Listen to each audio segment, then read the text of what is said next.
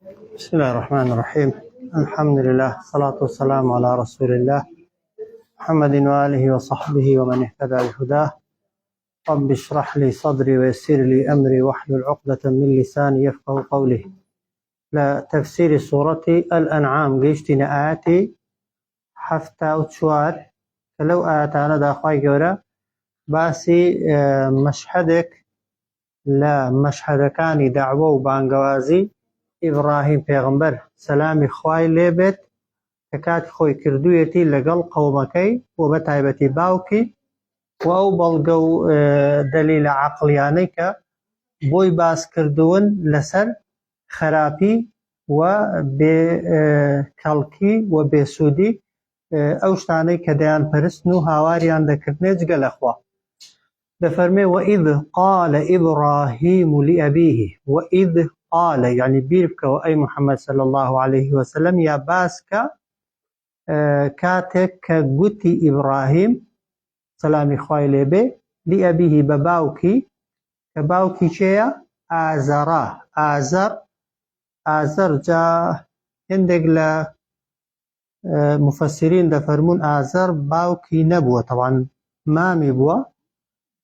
بەڵام لەبەرەوەی ئیبراهیم بە بچووکی لەکن ئەوی گەورە کراوە هەر پێی گوتووە بابە و وەخوای گەورەش بە بابی ناوی دەبا. هێندێکی کە دەفەرمون لەناو عەرەبدا باوە باپیر باب مام ئەوانەی کە لێتەوە نزیکن وەکو بابی زۆر جار بە باب ناویان دەبردرێ لەنا دەڵێن بابی خۆی بکتاش نەبووە و هەروەها ئەو کەسە ناوی ئازەر نەبووە کە بابی إبراهيم پیغمبر سلامی خوای لێبێ هەر چۆنێکی بێ بابی بێ یا مامی بێ ئیبراهیم گفتوگۆی لەگەڵ دەکات. دەفەرمێ وإذ قال إبراهيم و بیر بکەوە کاتێک کە ئیبراهیم گوتی بە باوکی کە ناوی ئازارە ئەتەتەخیذو ئایا تۆ دروست دەکەی یان دەپەرستی ئەسنامەن کۆمەڵێک بتی بێڕوح و بێگیان ئالیهە دەیانکەی بە پەرستراوی خۆت. ئەتەتەخیذو ئایا تۆ دروست دەکەی دەگری ئەسنامەن کۆمەڵێک بت کە لە دار و بەر دروست کراون ئالیهە بە پەرستراوی خۆت. ئینی بێگومان من ئەڕاکە وا تۆ دەبینم وا لە تۆ حاڵی دەبم وا تۆم دێتە پێش چاو و هەروەها وەقەومەکە وەگەلەکەشت کە فی ضەلال مبین لە گومڕاییەکی ڕوون و ئاشکرادان. لەبەرچی لەبەرەوەی شتانێک دەپەرستن کە گیانیان لەبەردان نیە دروستکەر نین دروستکراون و هەروەها تەصنیع و دروستکراوی دەستی خۆتانن بە شکل و شێوەیەک بۆ خۆتان ویسپێتان بەو شێوازەی دروستان کردوون. کەسێک بۆ خۆت درستی کەی و لەبەر دەستی تۆدا بێ حەزمەکەی و قەبارەکەی چەند بێ ئەم بە کەڵکی خواتی دێ. وإذ قال إبراهيم يعني بيركة وأي محمد صلى الله عليه وسلم كاتك قال إبراهيم قلت إبراهيم لأبيه بباوكي كناوي آزرا یان مامی کە وەکو باوکی وا بووە و ناوی ئازارە پێی گوت چی ئەتەتەخیذو ئەسنامەن ئالیهە ئایا تۆ دەگری یان دروست دەکەی بۆ خۆت و بۆ خەڵکی ئەسنامەن کۆمەڵێک بت ئالیهە دەیانکەی بە پەرستراوی خۆت و بەندایەتیان بۆ دەکەی. ئینی بێگومان من ئەو قسە ئیبراهیم یا ئەڕاک وا تۆ دەبینم وا لە تۆ حاڵی دەبم و قەومەکە و هەروەها لەگەلەکەشت کە فی ضەلال مبین کە ئێوە لە گومڕاییەکی ڕوون و ئاشکرادان بۆ چونکە بەندایەتی بۆ شتێک دەکەن کە بێڕوحە بۆ شتێک دەچەمنەوە کە بێگیانە داوا لە شتێک دەکەن کە توانای جوابدانەوەی نییە و توانای قازانجگەیاندن و زەرەر لابردنی نییە. پاشان دەفەرمێ وەکەذالکە هەر بەم شێوەیە یعنی چۆن ئیبراهیم بۆی ڕوون بوویەوە کە قەومەکەی گومڕا و سەر لێ شێواون فێرمان کرد کە قەومەکەی و گەلەکەی سەر لێ شێواون بە هەمان شێوەش نوری مەلەکو ئیبراهیمە مەلەکوتە السەماوات والئەرض نوری یعنی ئێمە پیشانماندا بە ئیبراهیم مەلەکوتە السەماوات والئەرض دەسەڵات و هێز و توانای خۆمان لە ئاسمانەکان و لە زەوی. خی گەورە پەردە لا دەبا لە بەینی ئیبراهیم چاوی ئیبراهیم و هەموو مەخلوقات و دروستکراوەکانی خوا کە دروستی کردوون لە ئاسمانەکان و لە زەویدا بۆچی خوای گەورە هەموو دروست کراوەکانی پیشاندا وەلیەکوونە تا ئیبراهیم ببێتە من الموقنین یەکێک لەو کەسانەی کە سەبارەت بەخوا و بەدەسەڵاتی خوا دەکەوێتە دڵنیایی و لە دڵنیاییدا دەبێت و هیچ گومانێکی نامێنێ بۆ چونکە ئیبراهیم لەگەڵ قەومێک ڕوبەڕوو بوویەوە کە پێویست بوو بەوەی بەڵگەیان بۆ بێنێتەوە و دەست گەورەکەشیان مەلیکەکەشیان خۆی بەخوا دەزانی و زۆر دەسەڵاتدار بوو ئەگەر ئیبراهیم پێغەمبەر سەلامی خوای لێ زۆر دامەزراو نەبایە نەیدەتوانی بەرگەی ئەو هەموو ئەشکەنجە و ئازار و نەڕەحەتیانە بگرێت کە تووشی دەبن وێ دەفەرمێ وەکەذالکە هەر بەم شێوەیە نوری ئیبراهیمە پیشانی ئیبراهیمماندا مەلەکوتە السەماواتی وەلئەڕضی دەسەڵات و هێزی خۆمان لە ئاسمانەکان و لە زەویدا وەلیەکوونە تا ئیبراهیم ببێتە من الموقنین یەکێک لەو کەسانەی کە لە دڵنیاییدایە سەبارەت بە خوا و هەروەها بەدەسەڵاتی خوا بەهێزی خوا ئەوجار ئیبراهیم سەلامی خوای لێبێت هات تەمسیلێکی بۆ قەومەکەی کرد بۆ ئەوەی بە عەقڵی خۆیان قسەیان لەگەڵدا بکە کە قەومی ئیبراهیمی بە باوکیشیەوە بتیان دەپەرست زایدەن ئەستێرە کە لە ئەستێرەکانی شەریەکان جۆرە ئەستێرەیەکی بەلاوە جوان بوو کام ئەستێرەی بەلاوە جوان بایە عەبداتی و بەندایەتیان بۆ دەکرد و داوای خێر و شەڕیان لە ئەستێرەکان دەکرد بۆی ئیبراهیم خۆی دەخاتە جێی ئەوان خۆی دەخاتە شوێنی ئەوان و بە عەقڵی ئەوان دەیەوێت بیان دوێنێت و قسەیان بۆ بکە وێ دەفەرمێت فەلەمما جەنە عەلەیه اللەیل کاتێک جەنە یعنی تاریک بوو لەسەری شەو فەلەمما جەنە عەلەیه یعنی تاریکایی شەو هات بەسەر ئیبراهیم پێغەمبەردا سەلامی خوای لێبێ ڕەئا کەوکەبەن چاوی کەوت بە ئەستێرەیەک جایەندێک دەڵێن ئەستێرەی زوهرە بووە یا مشتری بووە کە دوو ئەستێرەی جوان و گەشاون کاتێک کە ئەستێرەکە دنیا تاریک دەبێ و تەبان تا دنیا تاریکتر بێ ئەستێرە جوانتر دیارن جا دەفەرمێ فەلەمما جەنە عەلەیه کاتێک تاریکایی هێنا بەسەر ئیبراهیمدا شەو یعنی تاریکایی شەوی بەسەر داهات ڕەئا کەوکەبەن چاوی کەوت بە ئەستێرەیەک قالە گوتی لە پێش چاوی خەڵکی گوتی چی هاذا ڕەبی ئەوە پەروەردیگاری منە ڕوون دەکرێ وا بڵێ دەیزانی تەبەن نەیدەزانی کە ئەستێرە خوانیە بێگومان دەیزانی ئەی بۆ وای گوت تەبەن تەمسیلی کرد بۆیان خۆی خستە شوێنی ئەوان خۆی خستە جێگای ئەوان بۆی لیان حاڵیکە کە ئەستێرە بە کەڵکی پەرستن نایە بۆیە ئەگەر بە تەمسیل بۆ تێگەیاندنی کەسی بەرامبەر کەسەکە کەلیمەی کوفریش بڵێ پێی کافر نابێ دەنا ئەگەر کەسێک لە خۆڕا بڵێ هاذا ڕەبی بە ئەستێرە یان بە هەر شتێکی دیکە بڵێ ئەوە خوای منە پێی لە دین دەردەچێ وایە بەڵام ئەو مەبەستی تەمسیلکردن و وێناکردنی عەقیدە و بیر و باوەڕی ئەوان بووە و ویستویەتی پوچەڵی عەقیدە و بیر و باوەڕەکەیان پیشاندا بۆیە قالە هاذا ڕەبی گوتی ئەوە خوای منە فەلەمما ئەفەلە کاتێک ئەستێرەکەون بوو تەبان ئەستێرە چەند سەعاتێکی بەدەرەوەنا فەلەمما ئەفەلە کاتێک ئەستێرەکەون بوو نەما قالە ئیبراهیم سەلامی خوای لێبێ فەرمووی لا ئوحب الئافلین من ئەو شتانم خۆش ناوێت کەون دەبن خوا نابێون بێ ئەگەر تۆ لەو کاتەیدا ئیشت پێ بوو کەوت کە دیار نییە چ دەکەی دەکرێت خوا کاتێک هەبێ تێیدا ئیسراحەتکە تێیدا پشو بدە تێیدا چاوی لێت نەبێت یان تێیدا لێت بێ ئاگا ببێ بێگومان نا ئەستێرە تەنها لە کاتی تاریکایی شەودا دەردەکەوت یعنی ئەوانەی ئەستێرە پەرستیش بوون بەس لە شەودا هاواریان دەکردە ئەستێران ئەگە لە ڕۆژەی شێکی هەبوو و نەیان دەزانی ئەستێرەکە لە کوێشە ئەستێرە بەڵێ لە ئاسمانێ بەڵام نەیان دەبینی و لە ڕۆژەشدا عادەتیان نەبوو هیچ شتێککەن لە بەرامبەر ئەستێرەکاندا بۆیە فەلەمما جەنە عەلەیه اللەیل کاتێک کە تاریک بوو یا تاریکایی هێنا بەسەر ئیبراهیم پێغەمبەردا شەو ڕەئا کەوکەبەن چاوی کەوت بە ئەستێرەیەک قالە هاذا ڕەبی فەرمووی ئەوە پەروەردیگاری منە فەلەمما ئەفەلە کاتێک کە ئەستێرەکە ون بوو قالە ئیبراهیم فەرمووی لا ئوحب الئافلین ئەمن خۆشم ناون ئەو شتانەی کە ئافلن کە ون دەبن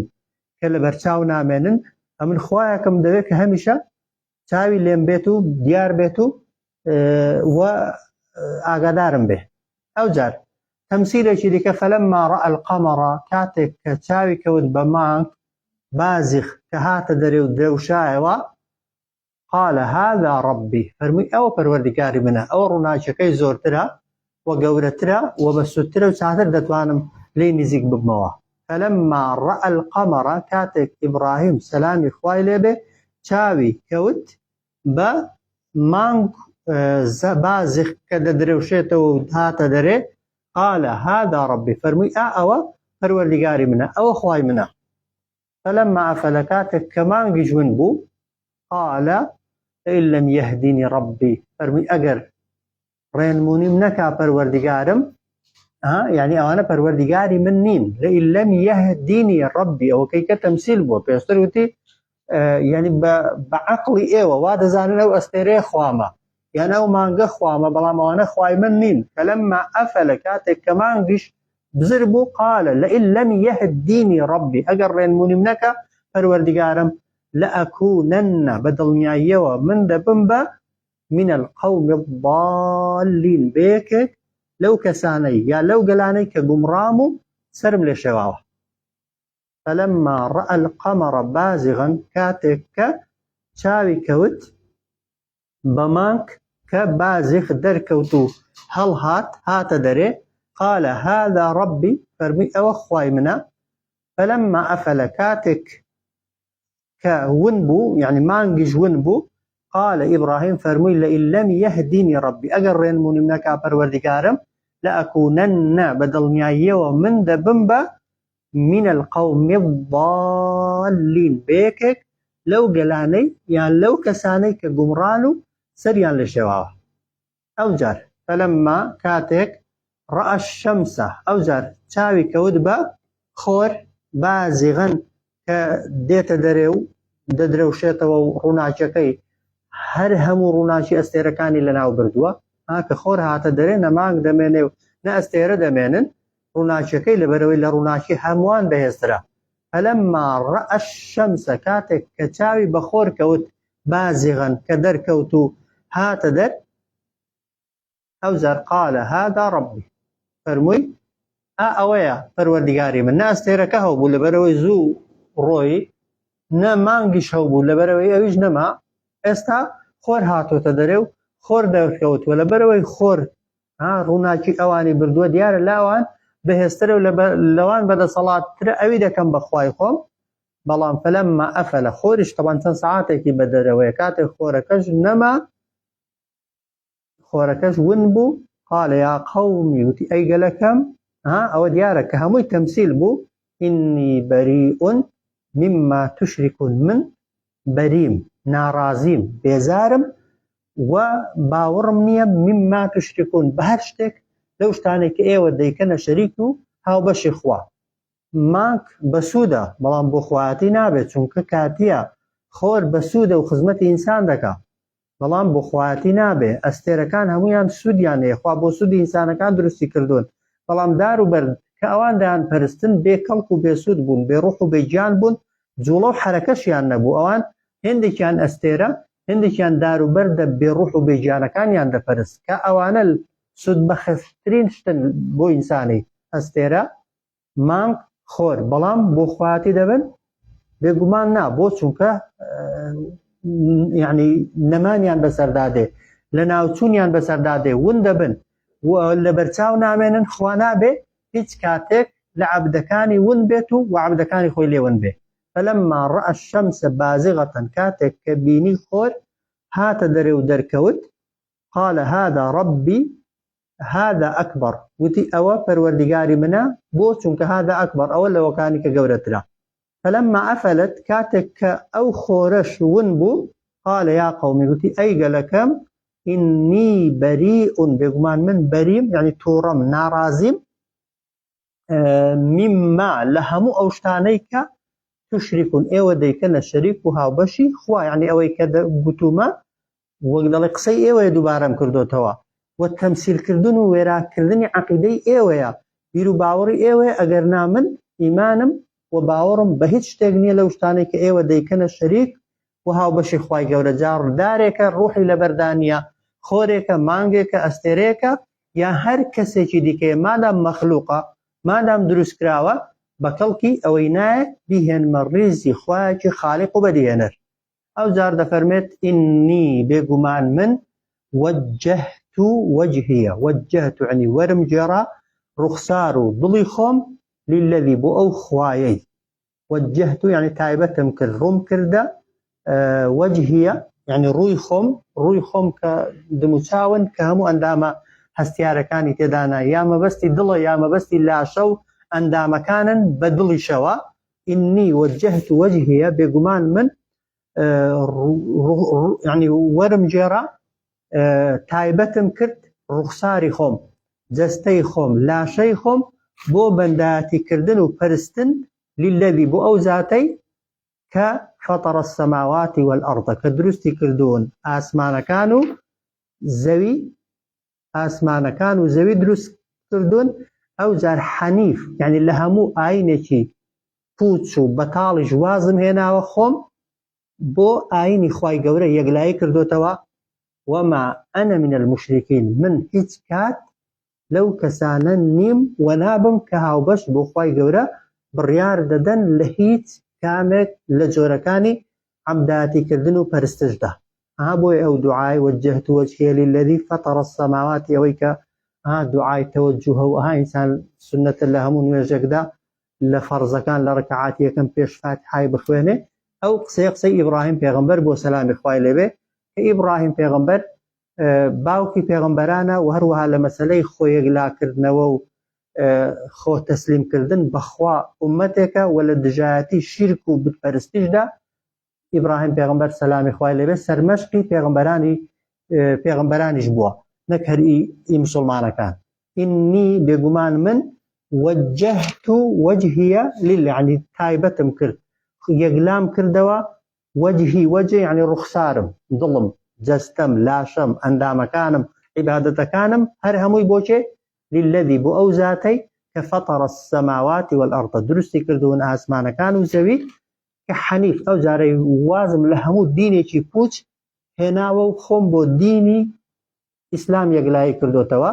وما ئەنە من المشرکین من هیچ کات لە بتپەرستان نیم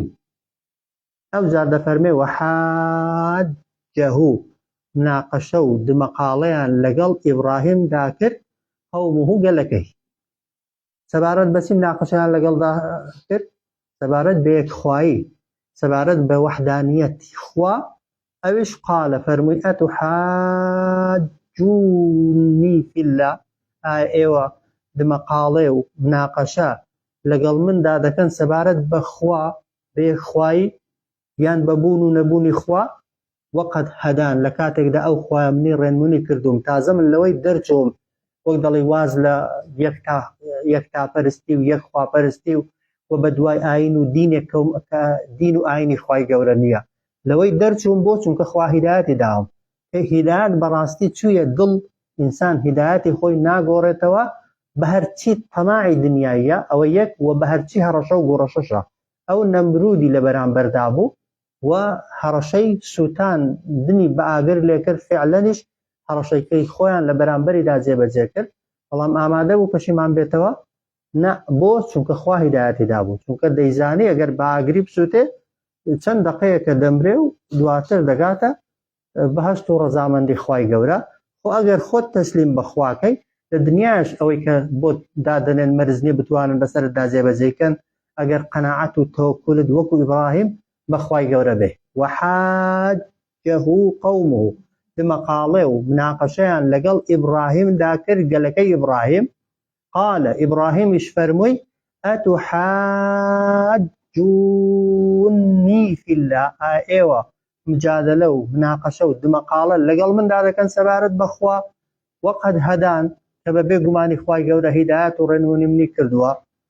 ئەو جار هەڕەشیان لێ دەکردن ئەگەر ها خواکانی ئەوانی شکاند بوو قسەی پێدەگوتن دەیوت زەرەریان نییە قازانجیان نییە هیچیان پێ ناکرێ هەڕەشیان بە خواکان میان لە ئیبراهیم پێغەمبەر دەکردن وت شەلت دەکەن سەقەتت دەکەن وان لێ دەکەن پێیان دەڵێ وەلا ئەخاف ما تشریکونە به من ناترسم لەو شتانەی کە ئێوە کردوتانە شەریک و هاوبەشی خوا إلا أن يشاء ربي شيئا مەگەر تووشم ببێ شتێک کە پەروەردیگارم ویستی لەسەر بێت و حەزی لێ بەدەنا بەبێ ویستی خوا و بەبێ ئیرادەی خوا و بەبێ قەراری خوا هیچ شتێکم توش نابێ و بتەکانی ئێوە هیچیان پێ ناکرێ لەگەڵ من. ئەو جار وەسیع ربی كل شيء علما فراوانە پەروەردیگارم ئەگەر کەلیمە بە کەلیمە بیکەین بەڵام تەرجمەی حرفی معنای ئاەتەکەمان ناداتێ وەسیع علما ربی كل شيء بۆ خۆی دەگەڵی فراوانە علمی پەروەردیگارم بە هەموو شتێک زانستی پەروەردیگارم هەموو شتێکی گرتوتەوە خوای من ئاگاداری هەموو شتێکە دەم کوژن دەم بڕن لە بەرامبەرمدا دەوەستن دەم سوتێنەوە خوا ئاگای لێمە ها کاتێ خۆی کە ویستیان بیخەنە ئاگری ئەوەن خوای گەورە جبریلی ناردووە بۆ لای ئیبراهیم پێغەمبەر خوا ناردوویەتی پێی دەڵێ خوا ناردوومی کە چی دەوێ بابۆت بکەم ئەگەر دەتەوێت باششاهەکانیان بەسەر داوێران کەم ئیبراهیم بە جیبریلی دەڵێ کە نوێنەری خوایە دەڵێ ئەو خوای کە تۆی ناردووە هەر ئەو بخۆی ئاگای لە منە یعنی پشتی بە مەلایکەتەکەش نەبەستووە تەوەکولەکەی هێندە بەهێز و بە قووەت بۆ یعنی خوا پێویستی بە مەلایکەتیش نییە ئەگەر بیەوێ دیفاع لە من کە ئەگەر بیەوێ پارێزگاری لە من کە بۆیە خوای گەورە ها ڕاستەوخۆ بە ئاگری و یا نار کونی بەردەن وەسەلامان ئەی ئاگر ببە بە ئاگرێکی سەلامەت و هێمن لەسەر ئیبراهیمی فعلا ئاگر بوو بە شوێنێکی خۆش و ئیسراحەتی تێدا کرد ئیبراهیم لە زیاتیەوەی تێدا بسووتێ و بە ساغ و سەلامەتیش هاتە خوارێ بۆیە دەفەرمێ وەسیع ربی فراوانە پەروەردیگارم بۆ هەموو شتێک علمەکەی یعنی علمی پەروەردیگارم هەموو شتێکی گرتوتەوە و بەشی هەموو شتێک دەکا فلا تتذكرون ئەو بۆچی ئێوە بیر ناکەنەوە بۆچی تێناگەن بۆچی حاڵی نابن وحاجه قومه دمەقاڵە و مناقەشەیان لەگەڵ ئیبراهیم داکرد قومەکەی ئیبراهیمی قال ئیبراهیمیش فەرمووی ئەتوحاجونی ئێوە دمەقاڵێ و مناقەشە لەگەڵ مندا دەکەن فیلا سەبارەت بە خوا و بەدەسەڵاتی خوا و بەهێزی خوا و بە عیلمی خوا وەقەد هەدان لە کاتێکدا کە خوا منی ڕێنمونی کردووە بەرچاوڕوونی پێداوم ولا ئەخافو و من ناترسم ما لەو شتانەی کە توشریکونە دەیکەنە هاو بەش بیهی بۆ خوا إلا أن يشاء ربي مەگەر ویستی لێ بێت پەروەردیگارم شەیئەن تووشی شتێکم کات دەنا تووشی هیچ نابم لەلایەن خۆیەکانی ئێوەوە وەسیع فراوانە ربی پەروەردیگارم كل شيء بۆ هەموو شتێک علمەن زانیاریەکەی کە لە کوردیدا بڵێن زانستی پەروەردیگارم فراوانە و هەموو شتێکی گرتوتەوە و خوا ئاگای لە هەموو شتێکە ئەفەلا تتذكرون ئەوە بۆچی ئامۆژگاری وەرناگرن و ئێوەش بیر لەو خوایە ناکەنەوە خوایە کە علم و زانستی بە هەموو مەخلوقات و دروستکراوەکانی نەبێ بێگومان خوا نییە کە خواکانی ئەوان ئاگایان لە خۆشیان نەبوو ها بە دەلیلەوەی ئیبراهیم چوو یەک بێک بتەکانی شکاندن خواکانی شکاندن خۆ خواکان نەک دیفاعیان پێ نەکرا دواتر نەیان دەزانی چێش شکاندونی یخوایەک نەتوانێ دیفاع لە خۆی کا و نەزانێت چێ خراپەی لەگەڵ دەکا یا چاکەی بۆ دەکاکەی خوایە هەتا قیامەتێ لە بەرامبەریدا ڕاوەستە و سوزدەی بۆ بە هیچی ئاگا لێ نییە بە کەیفی خۆشت قسەی پێ بڵێ و خراپەی لەگەڵدا بکە هەر هیچی ئاگای لێ نییە ئەوکەی خوایە بۆیە دەفەرمێ ئەفەلا تتذكرون بۆچی بیر ناکەنەوە پاشان دەفەرمێ وەکەیف ئەخافو چۆن بترسم ئەمە هەر دەیانگوت چۆن ناترسی خواکانمان وان ئاوان ئەوی دەڵێ وەکەیف ئەخافو چۆن بترسم ما ئەشرەکتم لەو شتانەی کە ئێوە کردوتان نەهاو بەشی خوا بەڵام وەلا تەخافون ئێوە ناترسن کە ئەنەکم کە بە بێگومانی ئێوە ئەشرەکتم بالله شریکتان بۆ خوا بڕیار داوە ئێوە لەوە ناترسن کە هاو بەش و شەریک بۆ خوا بڕیار دەدەن بەڵام دەتانەوێ ئەمن بترسم لەوەی کە قسە بە هاو بەش و بەخوا درۆینەکانی ئێوە دەڵێم کوێ يعني لە چ منطق و عەقڵێکدا جێی دەبێتەوە وەکەیف ئەخافو چۆنی ئەمن بترسم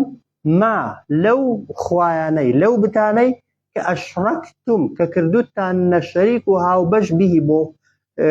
ما ئەشرەکتم کردوتان نەشەریک و هاوبەشی خوا بەڵام وەلا تەخافون ئێوە ناترسن كأنكم ببێ گومانی ئێوە ئەشڕەکتم بالله شەریک و هاوبەشتان بڕیار داوە بۆ خوا. واضحة؟ ما لم ينزل به عليكم سلطانا ما أنشتانكتان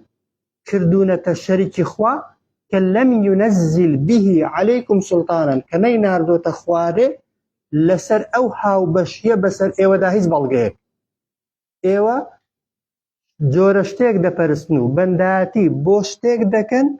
كهيز بلغيك تان نية لسري دتانوي امن لو جور خوا دروينا نفترسم بلام ايوه الشريك بو خواي قوري بريار دادن ايوه ناترسل لوي كخوا عقوبتان دا. فأي الفريقين كام لدوكو ملكان أحق لبيشترن بالأمن لوي كبارز بنديان هبه منك كإبراهيم دفرمي خوابة هذا برسمو خاوني همو اشتكو همو قراري الدنيا وقيامتي بدستا هرشي حزي لبي بوم دكاتو وأوي نيوي البسر منايا أمن دبي لأمن وأمان دابم يعني ايوه كبتك دفرستن كعاقاي لخوشينيا دفاعش هي لخوشينا كده ها غير منطقي وعقلانه بيركينوا شيء أوي خوي داوتا دستي خواو قناعتي بخوا هي دبي لأمن وأمان دابي خلقوا ضلرا وكينه بي يعني كسك غير خوا ده برستو يعني وكو بيز عبادتي خواناكا في قمان الإنسان غير خوي تسليم بخواي كل براستي عبدي خواي بو دنيا جنابه هيز قرفت هبت چونك ببي خوا هجناك إن كنتم تعلمون أجر إيوه دزانن حقيقتك وراستك جونا سيري كنوا وكيف أخافوا توني أمن بترسم ما أشركتم لو شتاني كأيوة ديكنها وبشخوة ولا تخافون لكاتك دا أيوة ناترسن كأنكم كببي قماني أيوة أشركتم بالله هاو بشتان بريار داو بوخوة ما بشتانك لم ينزل به نينار دو تخوار خوال لسر أو هاو بشية عليكم بسر ايوه دا سلطان هيز بلغيك يعني ايوه شتيك دا پرستن هلسر پرستني هيز بلغيك تان نية ناترسن بلام دا تانوي امن ترسم لبتكان تان. فأي الفريقين أحق بالأمن كام لدوكو ملكا شايستترو ولا بيشترن كلا أمنو أمانو لبي ترسيدا بجيان لدنيا ولا قيامتش فبي قمان لدنياش دا إنسان إيمان دا زورتر لأمنو أمان دا أجر توكلي بخوابه ها قناعتي بخوابه برواي تواوي بخواها بي أوتي دواي مرنيش هرقصيت داني خواي قورا بس بإيمان داران دفرمي ألا تخافوا ما ترسى إنسان كافر بعكسه كملك الموتات هرتي ترسى توشي دبي إن كنتم خاد فرمي أجر إيوة تعلمون لحقيقته لراستي كان تيدقن لدى صلاة إخواتي دقن ولا بيد الصلاة بتا كان تيدقن أو كاتا حالي دبن أمن دبي بترسن يان إيوة يان هاوشي وكاني من دبي ترسن كخوا دا پرستن يعني ايوه كخوانا پرستن بگمان انسان ایماندار كقناعته توكلي بخوابه ترسي لسرني لدنياش وبتايبتي دواي مردن صلى الله على سيدنا محمد وعلى اله وصحبه